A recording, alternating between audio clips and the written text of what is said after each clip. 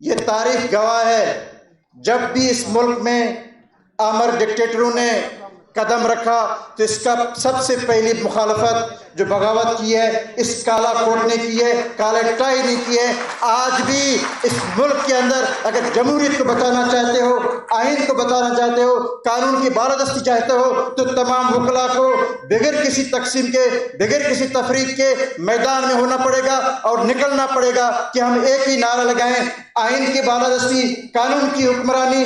اس جج کو بھی ہم نہیں مانتے جو ڈکٹیٹر کے کہنے پہ یہاں پہ بیٹھا ہوا ہے۔ میں خود ممبر ہوں، ممبر جوڈیشل کمیشن کا۔ جوڈیشل کمیشن میں کیا ہوتا ہے؟ کیا آج تک کوئی میرٹ پہ کوئی جج بھرتی ہوا؟ وہ چیمبر کی فیلو، ایک جج کا رشتہ دار، دوسرا چیمبر فیلو، ان کے اٹھا کو ہائی کورٹ کا، سپریم کورٹ کا جج بنایا جاتا ہے۔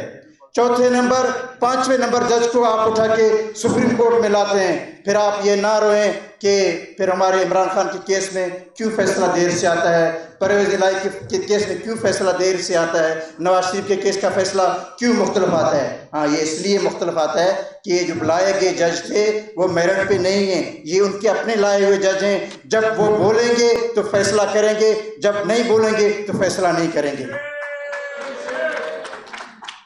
ہم آخر میں ایک بات ضرور کہوں گا کہ اس ملک کے اندر جس طریقے سے مرساتی نے کہا کہ مہنگائی، یہ غربت، آج ایک مزدور سے پوچھیں کیا وہ بجلی کا بل ادا کرنے کا قابل ہے؟